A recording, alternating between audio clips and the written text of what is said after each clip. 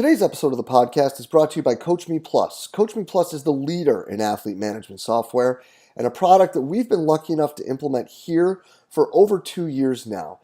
The product in and of itself is exactly what you need it to be, guys, with options ranging from being a workout provider, as in sending the workout directly to the student athletes' phones, to being a place where you can communicate with them and bring together multiple streams of data to be its own dashboard for you, your coaching staff, or the athletes.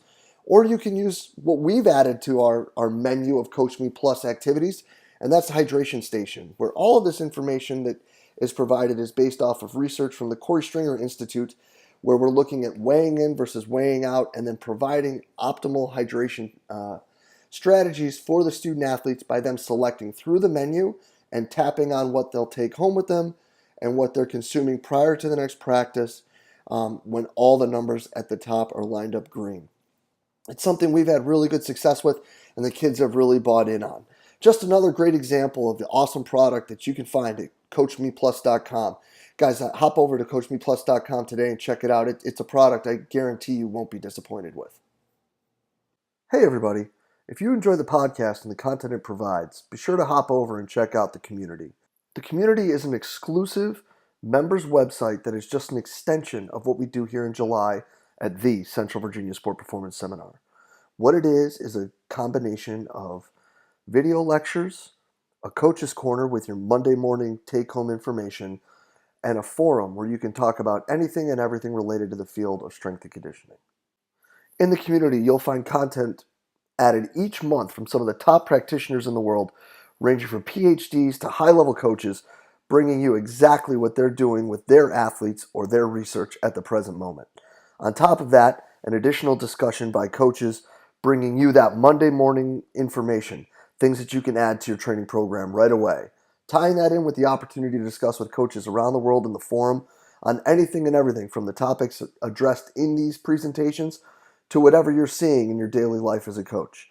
If this sounds like the right thing for you and your staff, go ahead and hop over to cvasps.com/community and try it out for 48 hours for just $1.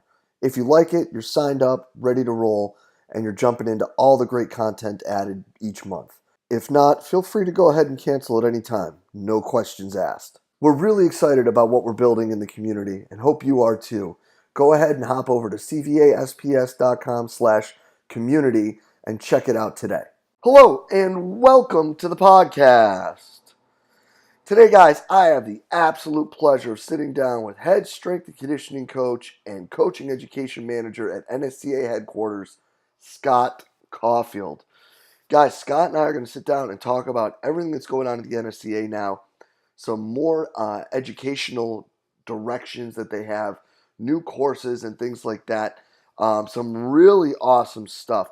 We start out talking about their foundations of coaching the lifts course. And as Scott says, this is something that people have been asking for a long time and a limitation that they've said the CSCS has had. So it's pretty awesome that they're listening to what coaches are saying and moving in those directions.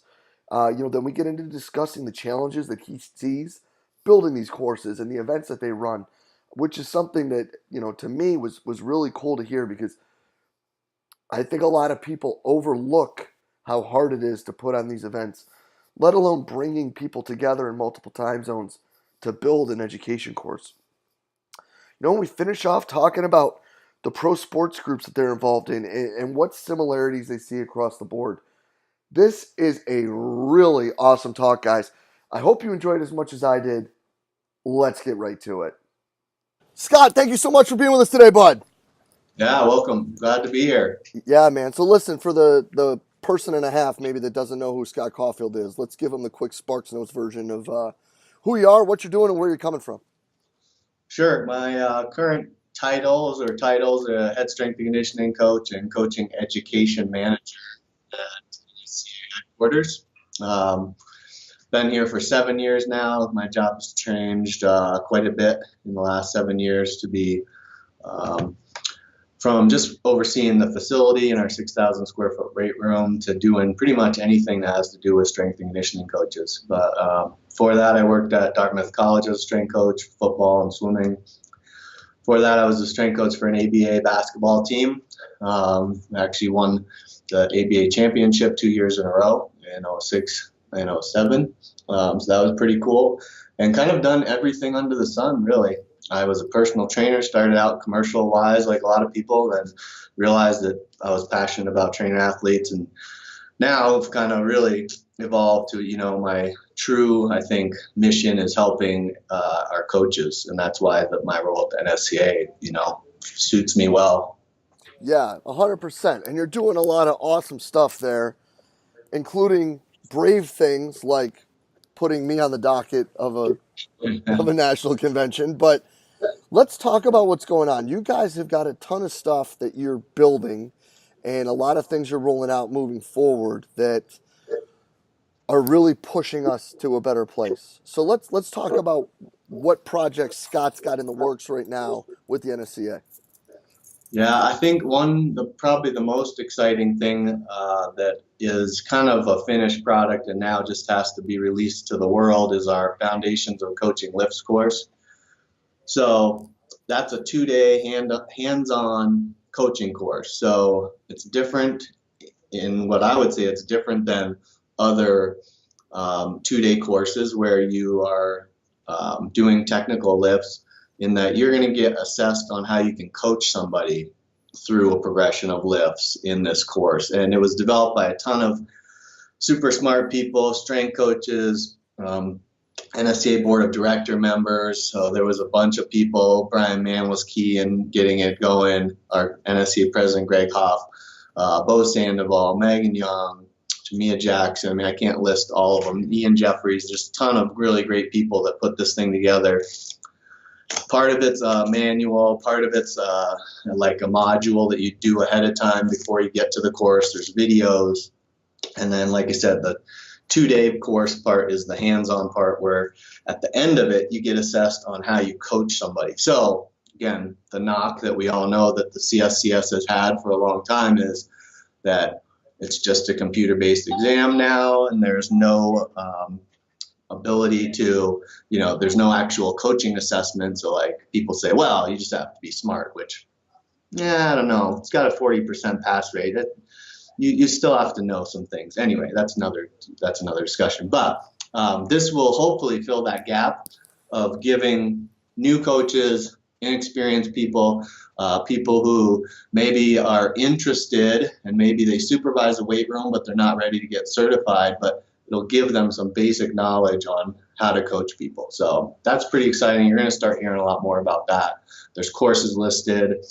There's people putting them out there. Most of the people who developed the course are actually running their own courses at their places. So Brian Mann will be doing them in Missouri. We'll have people doing them all over. We'll do a couple here at HQ. So that's kind of the most exciting thing. And like, as you know, it's a needed piece of the puzzle. No, 100%. So this coming about,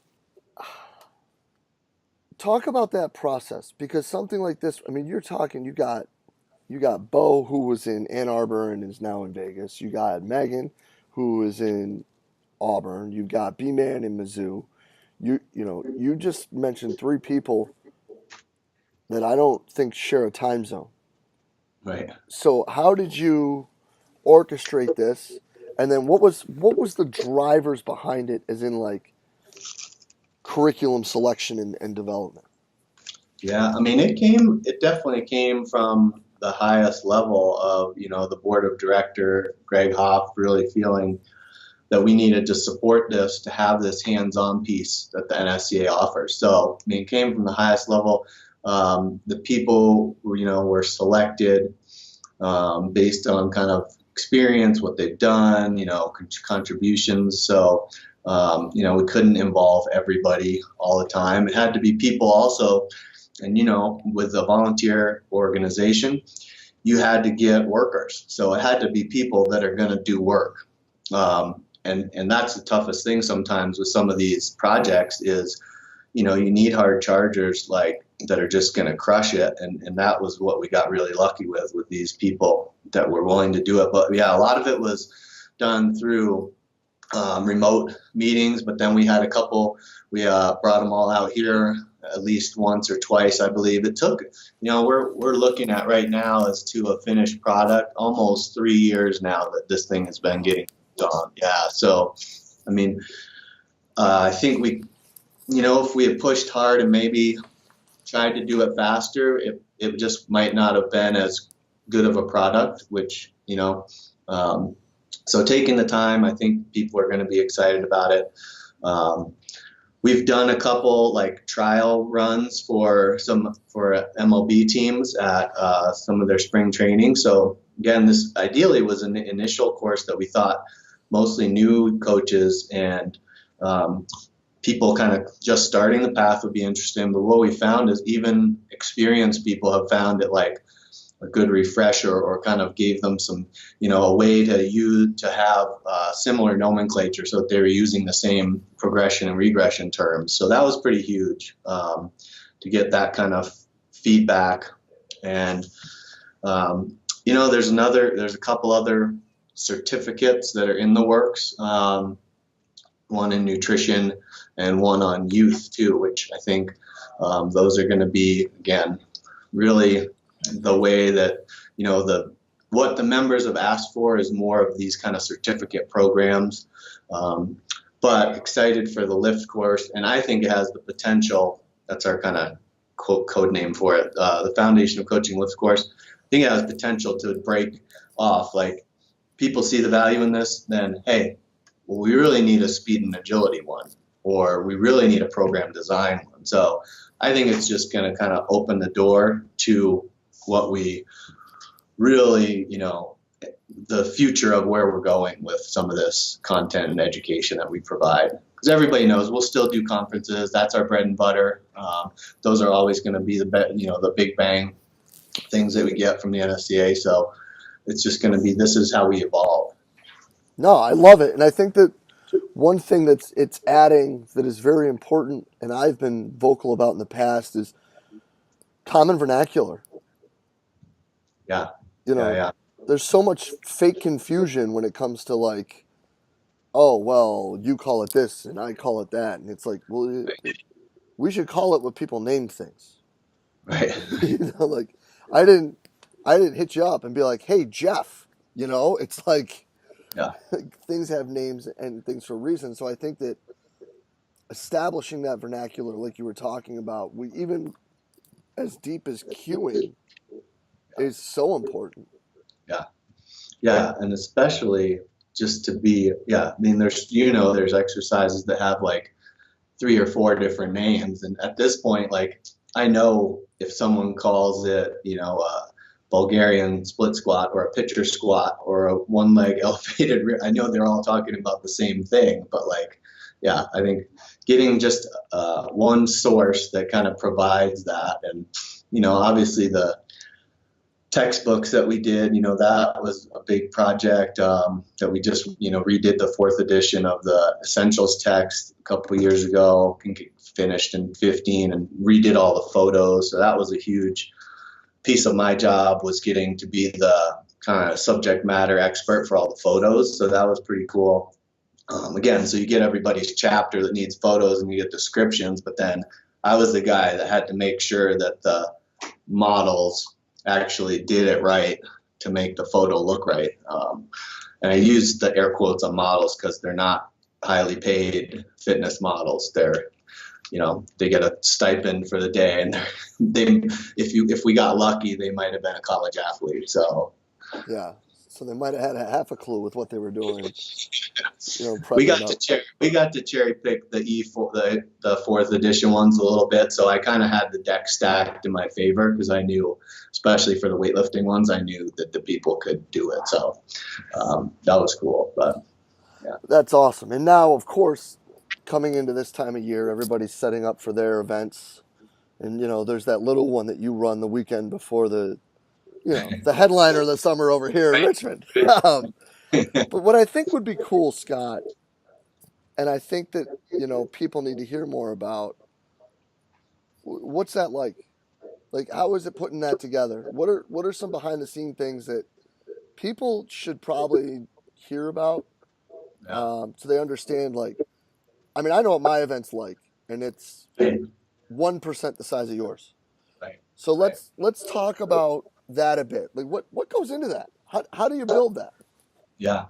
Well, I mean, luckily we have a conference director whose job is really all of the logistics, and that's securing the right spacing, getting the rooms, and figuring out what room is going to hold what, and then she works closely with the conference committee. So the conference committee is in charge of all the people that apply to speak, and then trying to figure out, okay, does this person qualified to speak, and if so, what event are they best qualified to speak at? And then a lot of what I do is just help her and help them kind of put them in the right places, chase people down, right? I mean, because we do this live stream stuff and we ask for PowerPoints, 3 months ahead of time, and chasing people down to get get everything in that you need to get in, because it's such a production that we can't, be getting PowerPoints a week beforehand. And at the actual event, then it's like, so we're the ones, me and my team are the ones introducing people, moderating, so making sure they stay on time. And again, with this new live stream stuff we're doing, it's like a production. So there's no running over time, and it doesn't matter who you are. Like our team knows, like, no, I don't care who it is. You got to cut them off at the right time, because they can't go over, because then it spills into the whole thing. And so it's definitely I feel like some of those, you're just from the time, and I mean, that's the other thing. We'll have a 6 a.m. meeting most of those days, go through the whole day of sessions, and then you've got committee meetings, socials. I mean, you're done working at 10, and then, you have time to catch up with all your friends that are there. Or just pull the Irish goodbye like I do most of the time, and just make it dodge for it and get out of town without saying goodbye, so that I can get my sleep in. It's challenging to get sleep during those events, though. Yeah, no, it's definitely it's once a year for a reason, Mm-hmm. But like you said, I mean, it's definitely, it's busy. May to July is like conference season, right? So it's becoming more too. It's like we got to make decisions, right? Because I mean, you can't afford to go to everything. So I think that's why the live stream option that we've been offering is pretty exciting. We started doing that with our hockey clinic, and just were able to open it up, to so many other people, especially from different countries, that wanted to see the event but aren't going to fly to Colorado Springs. So super excited that we've been able to do that now at the combat clinic that we did at UFC last year, and we'll do that again this year in September. Coaches conference in January, and the national conference. And again, we do it for the TSAC event and the personal training conference, but I just don't do as much with those as I do for coaches and national. Yeah, we've been doing that for a while. I really like that. Yeah, it's great, because again, you'll have those for a year. So it's not like, it's also, if you go to the conference and you want to go and network, and you know how it goes, you get stuck out in the hallway talking to your friends or whatever, and then you miss the session or two that you wanted to go to because you got a way better hallway conversation going. Now you're still going to be able to go back and watch that video when you get back home, and you have it for a whole year. You'll be able to take better notes. You'll be able to really, you can, don't tell anyone, but I said you can let your staff watch it. Yeah. It's just gonna be a great, option. Yeah, and that's the one thing that I kind of preach with it too. Is it's like, if you can't bring your whole staff, I mean, and that's why we have that community set up as well, because it's like, we need better options for coaches and staffs to continue to educate themselves. So why not, at a really cheap price, not just sit in your office for an hour and run Right. through some of the stuff that you have access to. Right. So what else you got flying down the pipe then, Scott? Because you guys are always doing something. Man, I just came back from the NFL Combine, so that was pretty cool. And by that, I wasn't holding a stopwatch or electronic timer, or we probably don't use stopwatches. So I wasn't counting reps on the bench press. I literally go, there's a couple strength and conditioning coach events for the NFL strength coaches. And we recently partnered with the Professional Football Strength and Conditioning Coaches Association. So we are now supporting them at a pretty high level. We're going to do, we did a awards dinner that they do every year and supported them at the combine. And then Gatorade does a little educational clinic to get them some CEUs on the following day before it starts. And then at the end of this month, we're actually supporting what's called the NFL Injury Resiliency Summit. And some people who probably saw me posted on Facebook in our college coaches SIG, we've invited some NSCA coaches, now opened it up to a limited number of our college coaches, but basically all the NFL strength coaches will be there. Got Stu McGill, got Matt Jordan from Calgary, Derek Hansen, and one other person that I'm drawing a blank on. But it's going to be a really great event. It's going to be 3 days. Dan Plaff, those guys are all doing lectures and hands-on. And there's only going to be, 50 or 60 people at this thing. So the networking is going to be unparalleled. It's going to be like being at a state clinic, except every NFL team is represented. So we're super pumped about that. It's totally new. We've already got existing partnerships with the NBA Strength and Conditioning Coaches Association.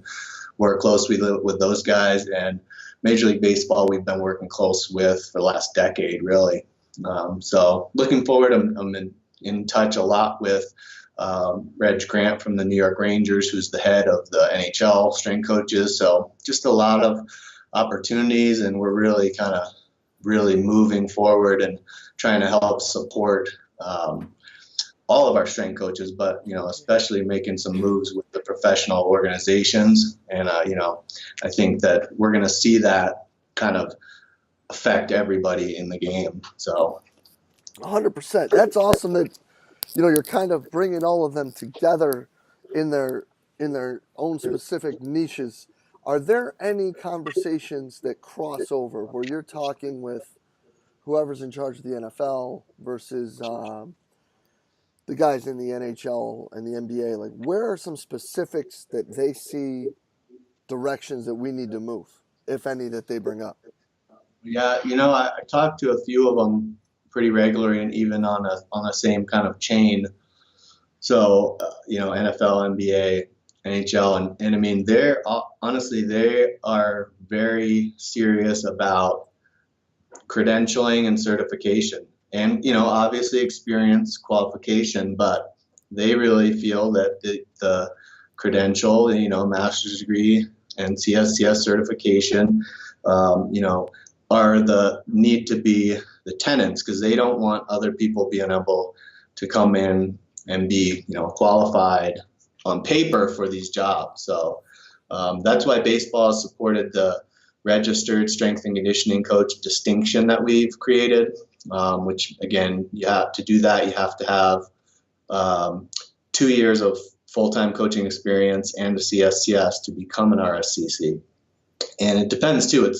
We evaluate where that experience is from. It has to be coaching in a team setting, and so it's evaluated pretty critically. But again, the pro organizations, from our discussions, are very, very supportive of that, because it's helping them distinguish who the actual coaches with real experience are. That's interesting. I'm a big fan of that, although I need to finish my grad work. But I think that setting up some sort of standards is important. I do think, though, that at times we kind of miss the forest through the trees, though, when we're talking about qualifications versus experience, and where those things don't overlap at all at times. Right. Yeah. No, I think that's and it's probably unique to each, situation. I don't know that there's going to be one. I think what we have is a pretty good solution for a lot of them that works for a lot of them, but I think there's unique needs, and it would be great to see some different levels or something, in the future. And like I said, I think we're really kind of touching the surface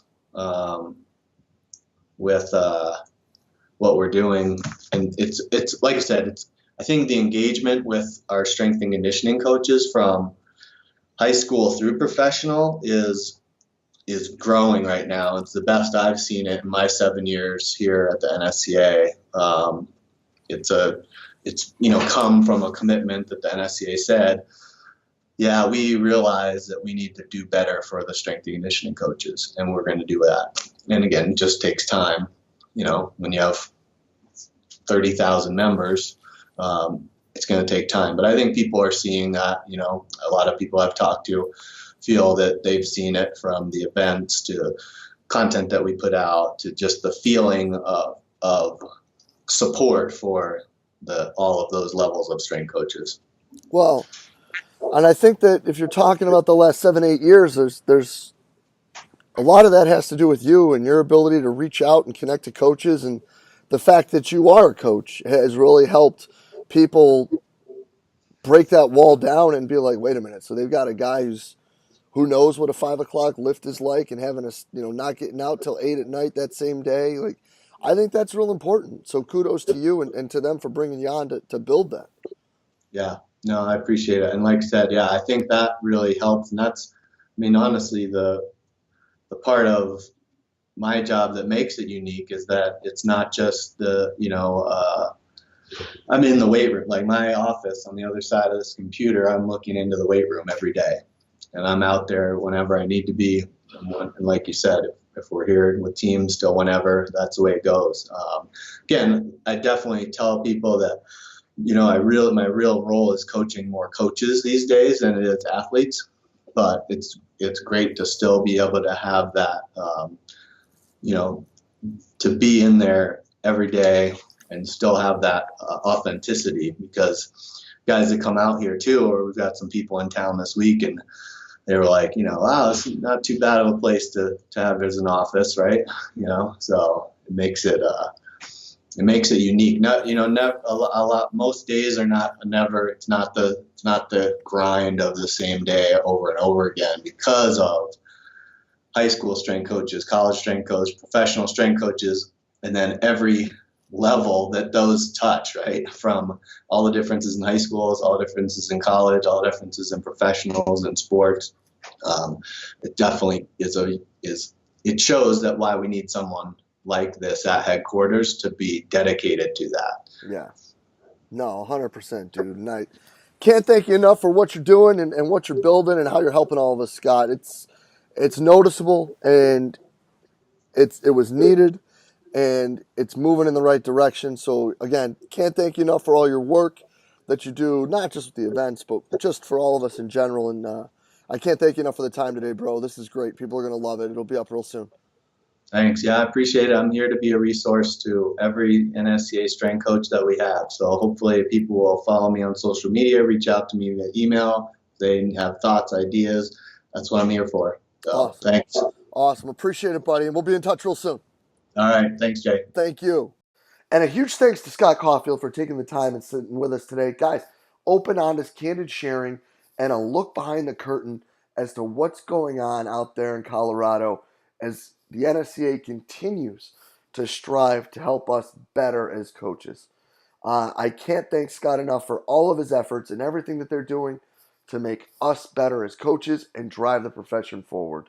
So, Scott, thank you for your open, honest, candid sharing, and thank you for everything you do. It is truly appreciated, my friend. And as always, guys, if you enjoyed the talk, please share it through the social media outlet of your choice. Facebook, Twitter, Instagram, whatever it may be. Again, just trying to get the best information out there to all the great coaches that we possibly can. And as always, guys, thank you for everything that you do for us here at Central Virginia Sport Performance. We will be back next week with another awesome guest. We will see you then.